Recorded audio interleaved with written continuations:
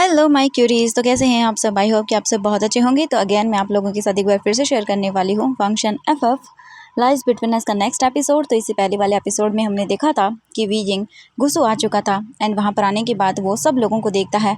अभी वीजिंग अब झुका हुआ था और हम देखते हैं वांग जी अपने थ्रोन पर बैठा हुआ था। वांग जी के लिए वीजिंग ही यानली था, बट ये वीजिंग था। वीजिंग बस सब चीज़ें देखता है और उसके बाद वो समझ लेता है कि अब उसे यहाँ पर बहुत ही संभल कर रहना होगा, क्योंकि यहाँ पर कोई वीजिंग का फ्रेंड नहीं है, सबके सब उसके दुश्मन हैं। इसके बाद वांग जी वीजिंग को देखता है और कहता है, अब से तुम्हारा नाम लैन यानली है और अब से तुम एक लैन हो। तुम्हें कल पूरी लैन फैमिली से मिलवाया जाएगा और एक बैंक्वेट भी रखा जाएगा। अब तुम खड़ी हो सकती हो। एंड इसके बाद वीजिंग उन्हें वो करता है और उठ जाता है और वहाँ में अपना सिर हिलाता है। बट वीजिंग तो गिरने वाला था, क्योंकि उसे ये हैवी हानफू बिल्कुल भी संभाला नहीं जा रहा था। तो तुरंत ही वीजिंग की जो मेट्स थी वो वीजिंग को पकड़ लेती हैं। वीजिंग को बहुत ही अनकंफर्टेबल लगता है, बट वो संभालता है अपने आप को।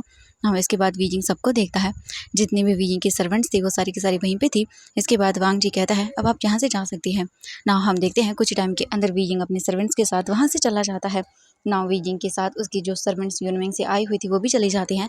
एंड मतलब यूनमिंग से जो भी गिफ्ट वगैरह आए हुए थे बहुत ही ज़्यादा वो बोल सकते हैं कीमती थे और वो सारे के सारे लैन फैमिली को दे दिए जाते हैं ना। इसके बाद वीजिंग आगे की ओर बढ़ जाता है। उसके पीछे उसके सर्वेंट्स थे एंड लैन से जो भी वीजिंग के साथ ही जाता है उसे क्वार्टर दिखाने के लिए। वीजिंग चल रहा था, उसे बहुत ही दिक्कत हो रही थी क्योंकि उसे अजीब लग रहा था। एक तो ये कपड़े एंड ऊपर से ये गर्ल्स की तरह एलिगेंट वे में चलना उसे तो हो ही नहीं रहा था। बट कैसे तैसे करके वीजिंग चलता जा रहा था ना। इसके बाद हम देखते हैं लैन से जो वीजिंग को लेकर एक बहुत बड़े से कोर्टयार्ड में आता है ना। उसके बाद हम देखते हैं यहाँ पर एक बहुत बड़ा सा कोर्टयार्ड था ना। इसके अंदर जो है ना वो काफ़ी सारे रूम्स बने हुए थे, जिसके अंदर वीजिंग के साथ यूनमिंग से जो सर्वेंट्स आई हुई थी, शाओ यू भी थी उनके साथ ही, जो कि वीजिंग की पर्सनल सर्वेंट है, वो सबको देखती है ना। इसके बाद हम बताया जाता है इसके अंदर काफ़ी सारे कोर्टयार्ड के अंदर रूम्स हैं, तो आप जितने भी सर्वेंट्स हैं वो यहाँ पे रह सकती हैं। बट वीजिंग के लिए यहाँ पे स्पेशली एक अलग से रूम बनाया गया था जिसमें वीजिंग रहेगा ना। इसके बाद लैन से जो वीजिंग को लेके आगे बढ़ जाता है और वो वीजिंग को ये प्लेस दिखाने के लिए निकल पड़ता है। कुछ ही टाइम के अंदर वीजिंग भी वहाँ पे आता है एंड वीजिंग देखता है जो कोर्टयार्ड का रास्ता था वो बहुत खूबसूरत था। चारों तरफ ब्यूटीफुल फ्लावर्स थे, चेरी ब्लॉसम था। तो वीजिंग को ये क्वार्टर काफ़ी पसंद आता है, यानी कि यहाँ का व्यू एंड डेकोरेशन ये बहुत अच्छी थी। कुछ ही टाइम के अंदर लैन से जो वीजिंग को लेकर वीजिंग के क्वार्टर के सामने पहुँच जाता है और बोलता है, ये आपका पूरी तरह से रहने के लिए तैयार किया गया कमरा है। ये आपको पसंद आएगा उम्मीद करता हूँ। इसमें आपके लिए हर एक सुविधा की चीज़ें हैं। अगर आपको कुछ भी कमी हो तो आप हमें बता सकती हैं। अगर आपको कुछ भी चाहिए तो आप सर्वेंट्स को बोल सकती हैं, वो आपके लिए हर एक चीज़ प्रोवाइड करवाएंगे। हमें किंग का आदेश है। ये सुनने के बाद वीजिंग उन सबको देखता है ना। फिर वो लैन से जोई से कहता है, ठीक है, बट मुझे मेरे लिए कोई सर्वेंट नहीं चाहिए, ना ही मुझे मेरे लिए कोई सैनिक चाहिए, क्योंकि मैं यूनमिंग से पहले ही लेकर आया हूँ। बट हाँ, तुम मेरी मेड्स की इनकी सुरक्षा के लिए बाहर अपने तरीके से जो भी गार्ड्स वगैरह हैं वो तैनात कर सकते हो। एंड ये सुनने के बाद लैन से जो कहता है, जी 11th कॉन्क्यूबाइन। एंड ये सुनने के बाद तो वीजिंग सबको देखता है एंड वीजिंग को इतना वियर्ड लगता है कॉन्क्यूबाइन नाम, वो देखता है। एंड नाम इसके बाद वो कहता है, देखो सबसे पहले तो मेरी सब लोग बात सुन लो। एंड ये सुनने के बाद ये सभी लोग वीजिंग को देखने लगते हैं सरप्राइज होकर, क्योंकि वीजिंग के बोलने का वे ही डिफरेंट था। एंड इसके बाद वीजिंग उन सबको देख के कहता है, देखो सबसे पहले तो मुझे कोई कॉन्क्यूबाइन नहीं बुलाएगा, मुझे इस नाम से बिल्कुल भी चिढ़ है, तो मुझे इस नाम से कोई नहीं बुलाएगा। एंड ये सुनने के बाद वो देखने लगते हैं एंड लैन से जोई को देखते हैं, जो बहुत ही पोलाइट वे में कहता है, जी ठीक है, अगर आपको कॉन्क्यूबाइन पसंद नहीं है नाम बुलाना अपने आप को, तो मैं आपको आज से नहीं बुलाऊंगा, मुझे माफ़ कर दीजिएगा। वीजिंग लैन से जोई के इस पोलाइट बिहेवियर से काफ़ी इंप्रेस होता है एंड इसके बाद वो कहता है, देखो माफ़ी मांगने की ज़रूरत नहीं है, ठीक है। इसके बाद लैन से जोई कहता है, जी बिल्कुल, जैसा आपने कहा है बिल्कुल मैं वैसा ही करूँगा ना। इसके बाद हम देखते हैं वीजिंग तो अपने उस हैवी हार्मफू को देखता है एंड उसे उठाता है और तुरंत ही जाता है एक चेयर पर जाकर बैठ जाता है एंड उस हार्मफू को अपने बोल सकते हैं कि घुटनों तक करता है और अपने पैरों को फैलाकर बैठ जाता है और उसके बाद फ़ैन लेता है और अपने आप को हवा करने लगता है। एंड जैसे ही वीजिंग ने ये एक्ट किया सभी लोग वहाँ पर मौजूद वीजिंग को देखने लगते हैं, क्योंकि ये तो एक लड़की की तरह बिल्कुल भी एक्ट नहीं कर रहा था। वीजिंग अभी अपने ओरिजिनल फॉर्म में आ चुका था, यानी कि वो वीजिंग ही बन के अब यहाँ पर बैठा हुआ था एकदम मस्त पैरों को फैला के अपने आप को हवा करता हुआ। एंड लैन सुजुई भी सरप्राइज होकर देखता है एंड वीजिंग की जो सर्वेंट्स थी जो कि यूनमिंग से आई हुई थी वो शाओ यू आगे आती है और बोलती है, प्रिंसेस ये वीजिंग उनको देखता है एंड बहुत ही अजीब वे क्योंकि वीजिंग के लिए ये बहुत डिफरेंट था। वीजिंग कभी भी ऐसी चीज़ें नहीं करता है, तो उसके लिए ये सारी चीज़ें डिफरेंट ही थी। एंड वीजिंग अपनी मेड सर्वेंट, इसके बाद वीजिंग अपने सर्वेंट की बात शाओ यू की आवाज़ सुनने के बाद वीजिंग शाओ यू को देखता है, फिर सब लोगों को देखता है। एंड नाउ वीजिंग फिर अपने आप को देखता है कि वो किस वे में बैठा हुआ है। तुरंत ही वीजिंग अपने कपड़ों को ठीक करता है और उसके बाद वो देखने लगता है। और उसके बाद हम देखते हैं लायन सिजुई कहता है, नाउ अब मुझे जाने की इजाज़त दीजिए प्रिंसेस। वीजिंग बोलता है, ठीक है तुम जा सकते हो। नाउ लायन सिजुई वहाँ से चला जाता है। हम देखते हैं लायन सिजुई के जाने के बाद का सीन। लायन सिजुई वहाँ से जा चुका था। वीजिंग के जितने भी सर्वेंट्स वगैरह थी वो अपना अपना सामान सेट करने लगते हैं वहाँ पर जो रूम्स थे उनके अंदर। एंड रूम्स काफ़ी अच्छे थे। इसके बाद हम देखते हैं जो हमारा वीजिंग था वो भी अपने रूम के अंदर आता है। एंड वीजिंग का सामान उसके सर्वेंट्स ने पूरी तरह से एडजस्ट कर दिया था रूम के अंदर। वीजिंग सारी चीज़ें देखता है और फिर वो जल्दी से डोर बंद करता है। जैसे रूम में आता है वीजिंग अपने आप के कपड़ों को हटा देता है। एंड नाउ अभी वीजिंग इनर रूम के अंदर था। वीजिंग तुरंत ही जाता है और जाकर सीधा वो बेड पर बैठ जाता है, बेड के ऊपर बैठ जाता है। और अब वो सोचने लगता है, वीजिंग सोचता है कि अभी वो जियांग यानली की फॉर्म के अंदर है यहाँ पर, तो उसे हैंग वांग चुन के यहाँ इस घर के अंदर उसे अच्छे से बिहेव करना होगा, एक लेडी की तरह रहना होगा। उसे कोई भी गलत चीज़ें नहीं करनी है ताकि वो सब लोगों की नज़र में न आ जाए। एंड यही सोचकर वीजिंग बेड पर लेट जाता है और आंखें बंद कर लेता है और सारी चीज़ें रिमेंबर करने लगता है। अब हम दूसरी तरफ देखते हैं जियांग सेक्ट का सीन। जियांग यानली को देखते हैं हम, जो कि अभी अपने रूम के अंदर थी और वो रेड कपड़ों में पूरी तरह से तैयार हो चुकी थी, बट उसकी आंखों में आंसू थे। जियांग यानली अपने मन में सोचती है आज वो जिन जोशन से शादी कर रही है, उसका पहला प्यार, एंड अपनी लाइफ की नई शुरुआत कर रही है। उसके इस प्यार के बारे में कोई नहीं जानता है, सिर्फ उसकी फैमिली के अलावा। वो इस प्यार को भी सबके सामने नहीं ला सकती थी, क्योंकि अगर वो ऐसा करेगी तो सबको डाउट हो जाएगा। जियांग फैमिली के अलावा कोई नहीं जानता है कि वीजिंग अभी हैंग वांगचुन के पास है कॉन्क्यूबाइन के तौर पर, और जियांग यानली की फॉर्म के अंदर उसने वीजिंग को पूरी तरह से, ऐसा देखा जाए तो अपने लिए सेक्रीफाइस कर दिया है। वीजिंग ने अपनी बहन के लिए अपने आप को सेक्रीफाइस किया, तब उसकी ये ड्यूटी है कि वो उसके लिए कोई भी मैस क्रिएट ना कर सके। जियांग यानली ये सारी चीज़ें सोच रही थी और वो शायद एक तरह से देखा जाए तो रेड कपड़ों में अपनी शादी के लिए तैयार हो चुकी थी। जियांग यानली फिर अपने ऊपर वेल डालती है और वो रूम से बाहर आती है। जियांग चेंग उसके सामने ही खड़ा हुआ था। एंड कुछ टाइम के बाद हम देखते हैं जियांग यानली एक डोर ओपन करती है एंड उसके बाद वो आगे की ओर चली जाती है। जियांग चेंग को हम देखते हैं जो अपनी बहन को देख रहा था। जियांग यानली जियांग चेंग का हाथ पकड़ते हैं और उसके बाद वो लोग साइलेंटली आगे चलने लगते हैं। जियांग चेंग चाहता था कि उसकी बहन की वेडिंग बहुत ही ज़्यादा ग्रैंड हो, बट अभी ये सब वो चीज़ें नहीं कर सकते हैं। जियांग यानली की वेडिंग बहुत ही नॉर्मल तरीके से की जा रही थी। एंड इसके बाद वो लोग आगे की ओर चला जाता है, क्योंकि वो सब सोच रहे थे जब डेस्टिनी गेम खेलती है तो ऐसे ही होता है। नाउ अभी वो सीक्रेटली सारी चीज़ें करने के लिए तैयार थे। जियांग सिबलिंग्स अभी पूरी तरह से वेडिंग हॉल के अंदर आ चुके थे। मैडम यू वहाँ पर थी, जियांग फेंगमियन था और जिन लिंग था, जिन जोशन था, अभी वहाँ पर प्रेजेंट था। कुछ टाइम के बाद हम देखते हैं गार्ड्स वहाँ पर, सर्वेंट्स वगैरह जो भी थे वो हॉल के बाहर थे। एंड कोई भी अब वहाँ पर आने वाला नहीं था, उन्हें डिस्टर्ब करने के लिए नहीं किसी का अलाउ किया गया था। जियांग यानली फिर हम देखते हैं एक कॉर्नर में जाती है, एक कपड़े को पकड़ती है। नाउ जिन जोशन भी उस क्लॉथ को हैंड मतलब पकड़ लेता अपने हाथों में। नाउ इसके बाद हम देखते हैं वहाँ पर उन लोगों की शादी के आगे के रिचुअल्स परफॉर्म किए जाते हैं। जिन जोशन भी अपने प्यार जियांग यानली से आज शादी कर रहा था। जिन लिंग हैप्पी था अपने भाई के लिए और वो थोड़ी ही दूरी पर खड़ा हुआ था और वो ये सारी चीज़ें देख रहा था, क्योंकि अब वो लोग एक होने वाले थे। हम जान लेते हैं यहाँ पर जिनलिंग के बारे में। वो 22 साल का है और वो बोल सकते हैं जिन गोंगशान का पूरी तरह से छोटा बेटा है। एंड इसके बाद वो यंगर ब्रदर है जिन जोशन का। हम देखते हैं जियांग यानली और जिन जोशन की वेडिंग के सारे रिचुअल्स कंप्लीट होते हैं। अब वो दोनों हर्थ हेवन तीनों को बो करते हैं एंड इसके बाद वाइन्स पीते हैं। एंड नाउ जियांग यानली अभी बोल सकते हैं पूरी तरह से जिन जोशन की वाइफ बन चुकी थी। उन लोगों की शादी के बाद जिन जोशन जियांग फेंगमियन को ग्रीट करता है, मैडम यू को, और सभी लोग उन्हें ब्लेसिंग देते हैं। जियांग चेंग अपनी बहन को हक करता है, वो इमोशनल हो जाता है। जियांग यानली उसे पैट करती है शोल्डर पे एंड नाउ उसके टीयर्स को वाइप करती है। जियांग यानली अपनी मदर और फादर को भी हक करती है। जियांग चेंग जिन जोशन के सामने आता है और उसके बाद कहता है मेरी बहन का ध्यान रखना, हम उसे बहुत प्यार करते हैं और अगर तुमने कुछ भी गलत किया तो देख लेना, वो तुम्हारी रिस्पॉन्सिबिलिटी है अब से, और प्रॉमिस करो कि तुम मेरी बहन को हमेशा खुश रखोगे और उसे कभी भी हर्ट नहीं करोगे। अगर तुमने मेरी बहन की आंखों में आंसू लेकर आए तो इसके बाद मैं तुम्हें छोड़ूंगा नहीं। तुम्हारी रिस्पॉन्सिबिलिटी है हमेशा उसे खुश रखो और उसकी आंखों में आंसू ना आने दो, उसका ध्यान रखना। इसके बाद जिन जोशन कहता है मैं वादा करता हूँ मैं जियांग यानली को बहुत ही प्यार से रखूँगा और उसे हमेशा से खुश रखूँगा। एंड इसके बाद हम देखते हैं फाइनली जिन जोशन, जिन लिंग एंड जियांग यानली अपनी फैमिली को बाय बोलती है एंड यहाँ से वो लोग चले जाते हैं। अब सब कुछ क्लियर हो चुका था। इसके बाद हम देखते हैं जिनलिंग अपने भाई से कहता है, ब्रदर आप मतलब अब क्या करोगे? मेरा मतलब है आपने इनसे शादी तो कर ली सभी लोगों के सामने, अब सीक्रेटली शादी की है तो अब सब लोगों के सामने कैसे लेकर आओगे?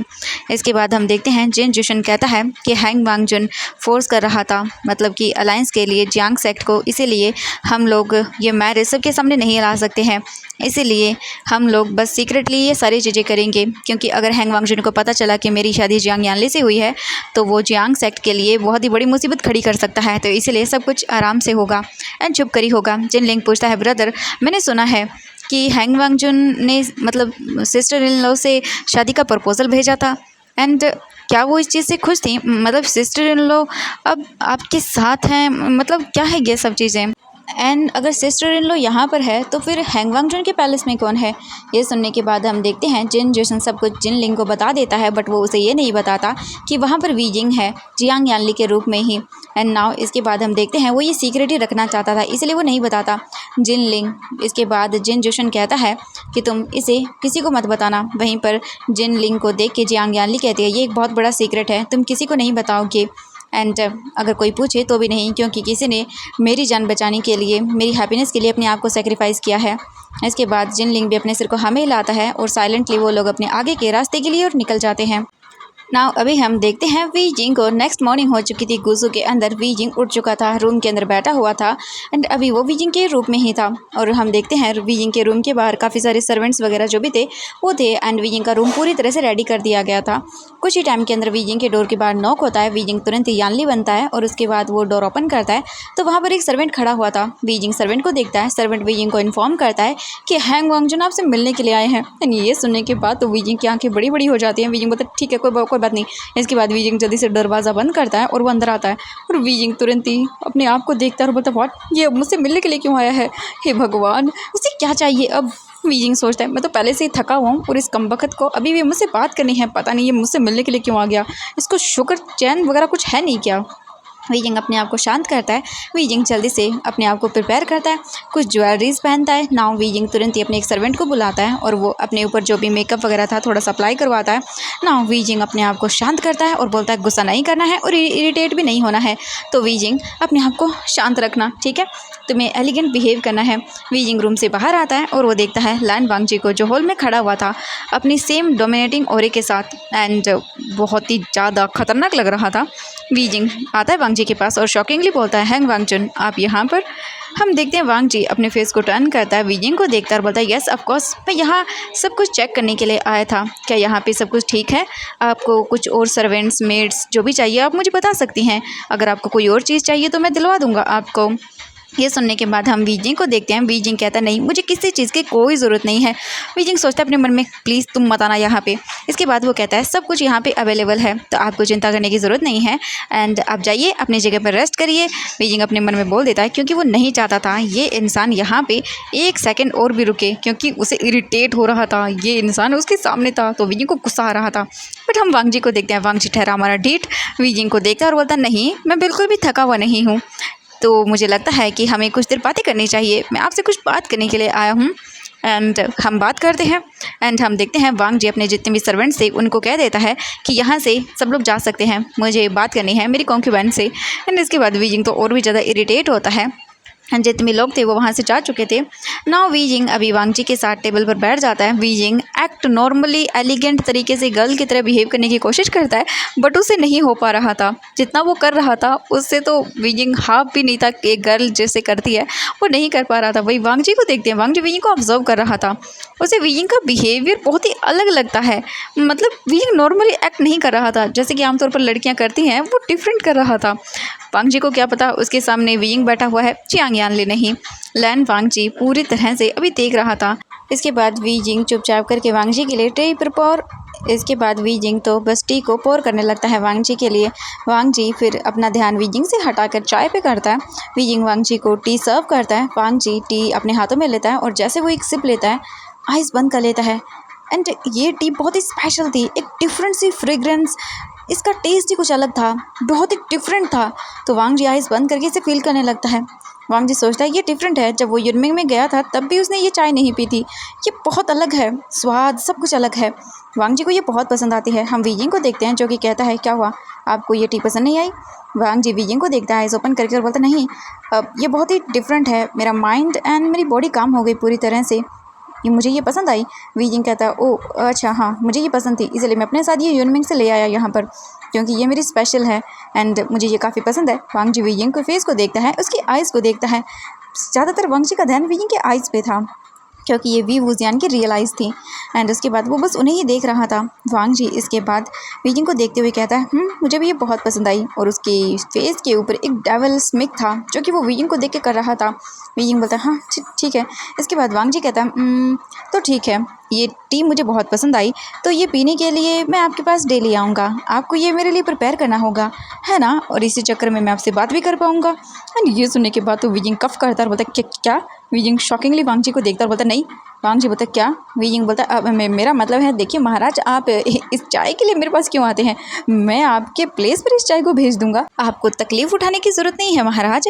वीजिंग अपने मन में सोचता है तुम यहाँ पर न आओ, यही मेरे लिए अच्छा होगा। वीजिंग अपने मन में सोचता है अगर तुम यहाँ पे नहीं आओगे तो इसके बाद मुझे तुम्हारा ये इरिटेटिंग फेस देखने को नहीं मिलेगा, क्योंकि अगर मुझे तुम्हारा ये फेस देखने को मिला ना तो मुझे गुस्सा आएगा, और मुझे अगर तुम्हारे यहाँ आने पर बार बार यानली बनना होगा शिजे, और उसके बाद मुझे क्या क्या करना पड़ेगा, मेरी प्राइवेसी की तो बुरी तरह से वाट लग जाएगी, तो प्लीज़ यहाँ पे मत आना। वीजिंग बस वांग जी को देख के अपने मन में ही सोच रहा था। एंड इसके बाद हम देखते हैं वांग जी कहता है बट मैं यहाँ पर आना चाहता हूँ, क्योंकि मैं यहाँ पर आ सकता हूँ एंड मेरा राइट है यहाँ पर आना, एंड आपके साथ मुझे बात करनी है, आप मेरी हैं यानली। एंड ये सुन के वीजिंग की तो ग्रिप टाइट हो जाती है कप के ऊपर। वीजिंग देखता है वांग जी को और बोलता है ठीक है महाराज आप आ सकते हैं, आपका ही तो है सब कुछ। वांग जी बोलता है बिल्कुल। वांग जी वीजिंग को देख के कहता है तुम बहुत इंटरेस्टिंग हो यानली। एंड ये सुनने के बाद तो वीजिंग बोलता है मुझे यानली मत बुलाइए, क्योंकि मुझे पसंद नहीं है, मेरे करीबी लोग मुझे यानली कहते हैं, तुम मुझे मेरा मतलब है आप मुझे जियांग यानली बुलाएंगे।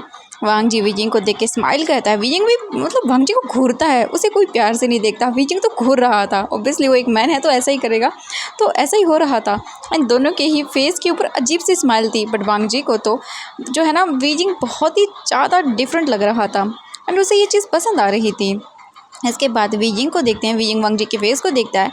वांग जी के चेहरे पर जो स्माइल थी वो काफ़ी अट्रैक्टिव थी, बट वीजिंग इग्नोर करता है। इसके बाद हम देखते हैं वांग जी और वीजिंग अपनी टी को फिनिश करते हैं ना। इसके बाद वो नॉर्मली कुछ कन्वर्सेशन करते हैं। इस टाइम पर वांग जी फिर अपने आप के बोल सकते हैं रोब से एक स्मॉल बॉक्स निकालता है और वीजिंग को देता है। वांग जी कहता है ये तुम्हारे लिए है। वीजिंग देखता है उस बॉक्स को और कहता है इसमें क्या है, एंड वो उसे हिलाने लगता है, शेक करने लगता है। वांग जी वीजिंग को देखता है, मतलब कि कितना एलिगेंट बिहेवियर उसका, कितना इनोसेंट और कितना अडोरेबल था वो। वांग जी चकल करता है और वो जियांग यानली की आइज़ को देखता है, यानी कि वीजिंग की आइज़ को देखता है, एंड उसे यकीन नहीं हो रहा था। मतलब और गर्ल्स कितनी वेल मैनर्ड होती हैं, वो कितना अच्छे से बिहेव करती हैं, कोई चीज़ गलत ना हो, बट ये बिल्कुल डिफरेंट था।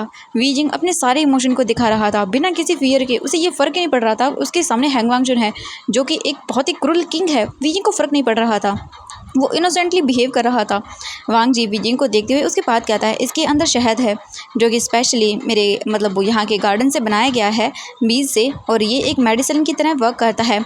तुम इसे कहीं पर अपने वाउंड्स पर अप्लाई कर सकती हो बॉडी के, एंड उसके बाद तुम्हें पेन फील नहीं होगा और तुम्हें काफ़ी अच्छा लगेगा, बहुत ही जल्दी ये हीलिंग करेगा तुम्हें। ये देखने के बाद तो वीजिंग सरप्राइज़ रह जाता है, क्योंकि वीजिंग को कभी शहद के मेडिसिन के तौर पर काम करने की चीज़ नहीं पता थी। वो तो देख रहा था सरप्राइज़ होकर। एंड वीजिंग ने तो हमेशा यही सोचा था, उसे तो यही पता था कि शहद का उपयोग हमेशा खाने में किया जाता है, बट मेडिसिन के तौर पर बॉडी के वाउंड्स ठीक किए जाते हैं, ये काफ़ी डिफरेंट था उसके लिए। तो वीजिंग बस देख रहा था एंड वांग जी वीजिंग को देख रहा था कि वीजिंग कितना इनोसेंट है, मतलब उसे गर्ल्स वाले कोई बिहेवियर था ही नहीं उसका, डिफरेंट था बिल्कुल। वांग जी वीजिंग को देखकर बोलता है अगर तुम्हें ये पसंद आया तो उसके बाद मैं तुम्हें और दे सकता हूँ। वीजिंग बोलता है हाँ बिल्कुल क्यों नहीं, वीजिंग को इतनी इंटरेस्टिंग चीज़ मिली है तो वो क्यों मना कर दे। तो वीजिंग कह देता है कि हाँ उसे चाहिए। इसके बाद वांग जी वीजिंग को देखता है, कुछ देर तक नॉर्मली वो लोग कुछ बातें करते हैं। फिर वांग जी वीजिंग के क्वार्टर से बाहर आता है, एंड जैसे ही वांग जी बाहर आता है वांग जी किसी भी कोई नज़र नहीं देता, क्योंकि वहाँ पर वांग जी की सारी कॉन्क्यूबेंस खड़ी हुई थी जो कि वांग जी को देखने के लिए आई थी कि आखिरकार वांग जी यहाँ जियांग यानली के कमरे में क्या कर रहा है। तो बस वो कान लगाकर देख रही थी सब कुछ, बट वांग जी किसी को बिना देखे सीधा वहाँ से चला जाता है, क्योंकि अब तो उसकी यहाँ पे ये कॉन्क्यूबेंसी जो कि वांग जी को बिल्कुल रद्दी भर भी पसंद नहीं है।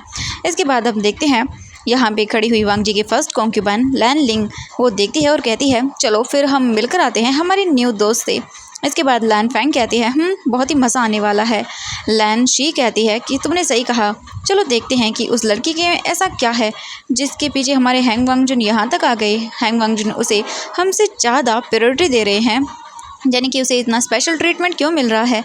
इसके बाद फैंग कहती है चलो मैं भी तो देखूं आखिरकार उसमें इतना स्पेशल क्या है। हैंग वांगजुन हम सब लोगों को छोड़कर उसके पास विजिट करने के लिए आए हैं, ऐसा क्या स्पेशल है उसमें। हैंग वांगजुन उसके इतने पागल हैं, दीवाने हैं इस तरह से, हम भी देखते हैं।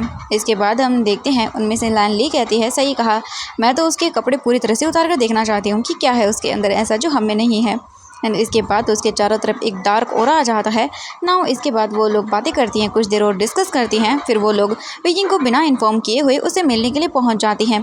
वहीं वीजिंग को पता था कि उसके क्वार्टर के बाहर वो सारी के सारी कॉन्क्यूबाइंस आ चुके हैं वीजिंग से मिलने के लिए। तो वीजिंग बहुत ही इरिटेट होता है क्योंकि वो नहीं फेस करना चाहता था इन जोकरों को, बट फिर भी वीजिंग अपने आप को रेडी करता है और वो कुछ ही टाइम के अंदर उन लोगों के सामने आता है। एंड इसके बाद वो सारी के सारी कॉन्क्यूबाइंस वीजिंग को देखती हैं। लैन लिंग वीजिंग को देख के क्लियर करती है, बट वीजिंग इग्नोर करता है।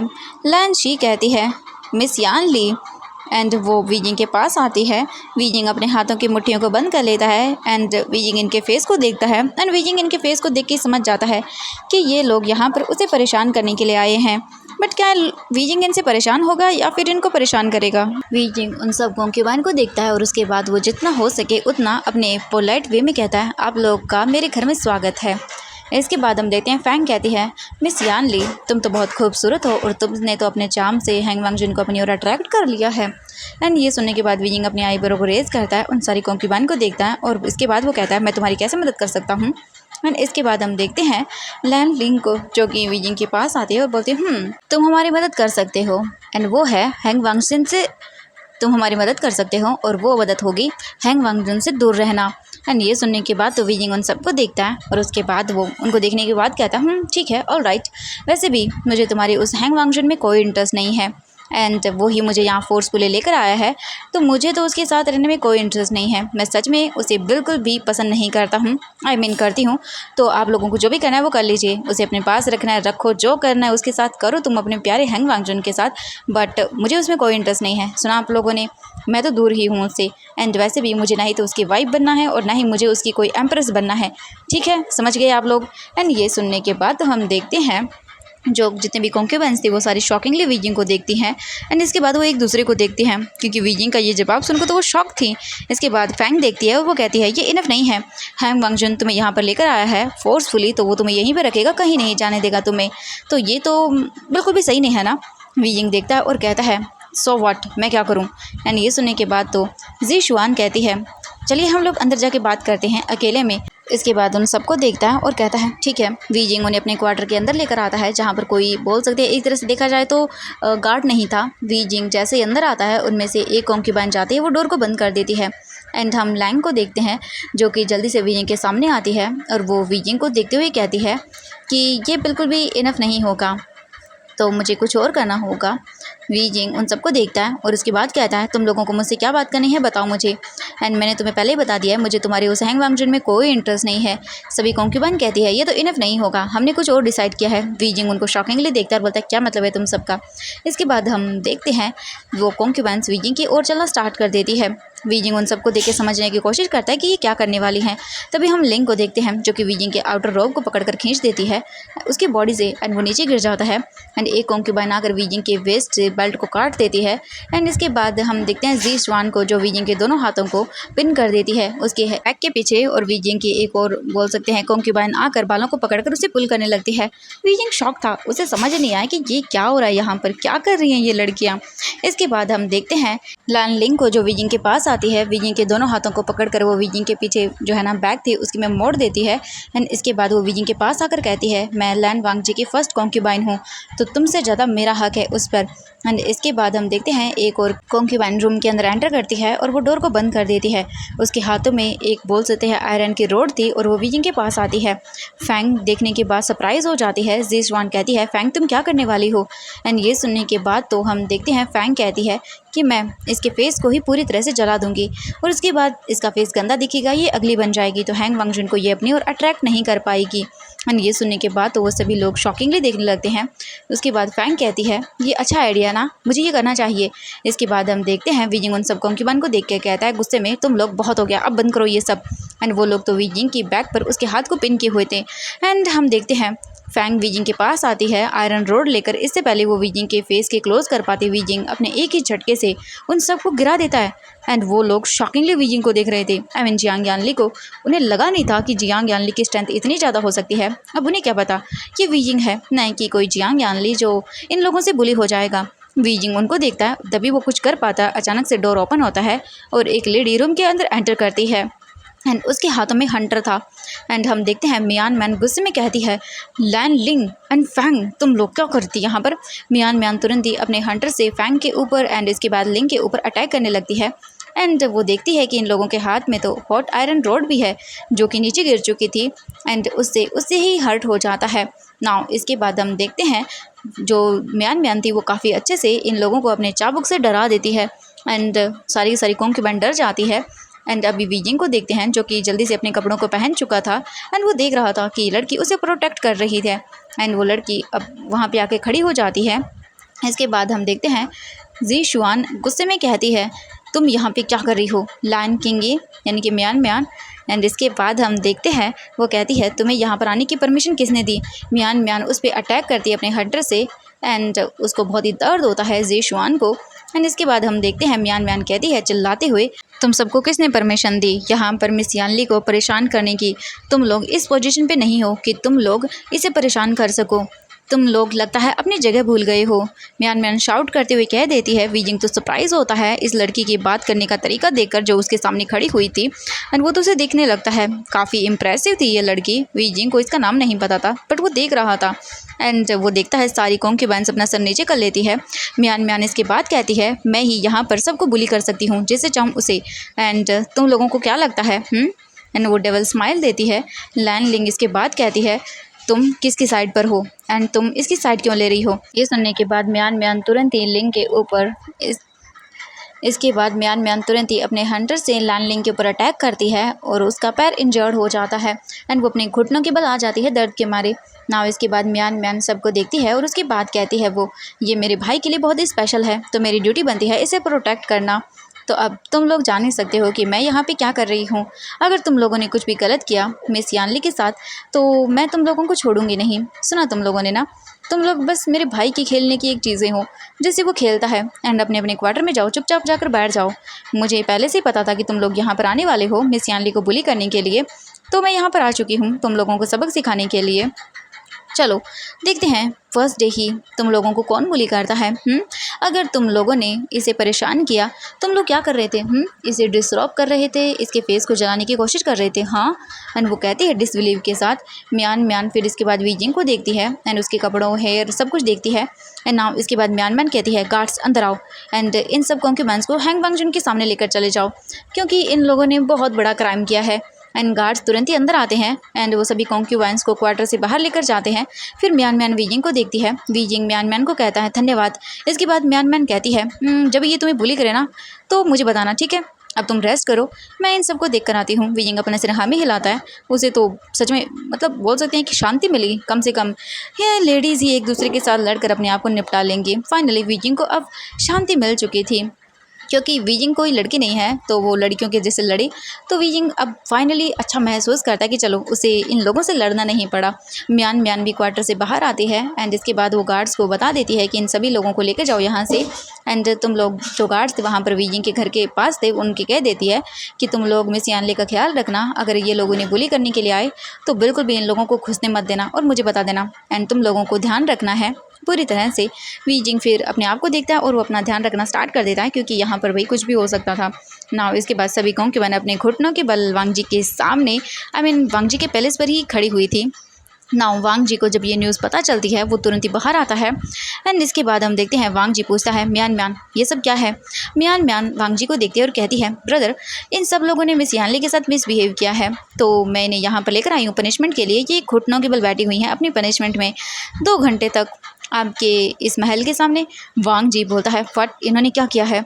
इसके बाद म्यान मैन कहती है ये मिस यानली के रूम में गई, उसके बाद इन्होंने उसको डिसरॉब किया एंड हम देखते हैं इन्होंने उनके रूम में जाकर उनके क्लोथ को पूरी तरह से फाड़ दिया, ना उनके हेयर को खोल दिया, पूरी तरह से मैसी बना दिया और उसके बाद इन लोगों ने उसके चेहरे को जलाने की कोशिश की। एंड ये सुनने के बाद तो वांग जी अपनी ग्रिप को टाइट कर लेता है और वो गुस्से में देखने लगता है। इसके बाद हम देखते हैं सारी कॉन्क्यूबेन डर चुकी थी। इसके बाद फर्स्ट कॉन्क्यूबेन लैन लिंग कहती है ये झूठ बोल रही है, हमने ऐसा कुछ भी नहीं किया है हैंग वांगचुन, हमारी गलती नहीं है, उसने झूठ बोला है, वो हमें इंसल्ट कर रही थी। इसके बाद वांग जी बोलता है मुझे तुम लोगों की बकवास बातों में कोई इंटेंशन एंड कोई मुझे तुम लोगों की बातों में बोल सकते हैं एक तरह से देखा जाए तो मुझे इंटरेस्ट ही नहीं है तुम लोगों में। एंड वो गार्ड्स को देखता है और बोलता है इन लोगों को अपने घुटनों के बल सुबह तक बैठाए रखना एंड ये लोग ध्यान रखना यहाँ पर खड़ी न हो पाई, ठीक है। एंड इन लोगों को ऐसे ही मॉर्निंग तक बैठे रहना है और राइट नाउ पूरी तरह रात में ये बैठी रहेंगी ऐसे ही एंड इन्हें खाना पानी बिल्कुल भी मत देना, पूरी रात ठंड में यहाँ पर ये बैठी रहेंगी, इनकी अकल ठिकाने आ जाएगी और इन पे पूरी तरह से आइस बनाए रखना, ये कहीं पर भी नहीं जाने चाहिए। एंड ये सुनने के बाद तो म्यान मैन बहुत ही स्माइल करती है और वो सेटिस्फाई स्माइल के साथ सब लोगों को देखती है। वांग जी कहता है म्यान मैन तुमने सच में बहुत अच्छा काम किया है, तुम जो करना चाहती हो वो कर सकती हो, मैं तुम्हें दूंगा। म्यान मैन बोलती है गग्गा मैं आपको बाद में बताऊंगी, फिलहाल के लिए इतना ही काफ़ी है। वांग जी बोलता है ओके देन ठीक है।